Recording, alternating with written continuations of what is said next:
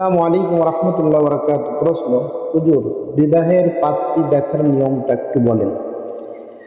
বিবাহের পাত্রী দেখার নিয়ম হলো, যে ছেলে বিবাহ করবে একমাত্র সেই গিয়ে দেখবেন। ছেলের সাথে ছেলের দুলাভাই, ছেলের বন্ধু বান্ধব, এমনকি ছেলের বাবা, সেও বিবাহের পূর্বে দেখতে পারবে না। কারণ এদের সবার জন্য ওই মেয়েকে বিবাহ করা জায়েজ, তারও জায়েজ, যারা দেখবে সবারই জায়েজ।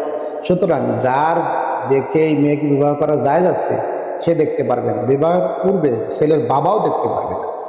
আমরা তো অধিকাংশ সময় বন্ধু বান্ধব, দুলো ভাই, এমনকি তারা যদি না দেখতে পারে, তাদেরকে না নিয়ে যায়, তারা রাগান্বিত হয়। দেখা তো হারাম তাদের জন্য, এই মেয়ে দেখা হারাম, বুঝতে পারে না। বরং ছেলে যদি নাও দেখতে পারে, তার পক্ষ থেকে তার ফুফু, তার খালা, তার মা, কোনো মহিলাদের দেখাবেন, কখনো কোনো পুরুষদের দেখাবেন না, এটা হারাম হবে। সুতরাং আমরা এ ব্যাপারে খুব খেয়াল করব। এই ব্যাপারটা আমরা পুরোপুরি খেয়াল করি না, এ ব্যাপারটা পুরো খেয়াল করবো ইনশাআল্লাহ।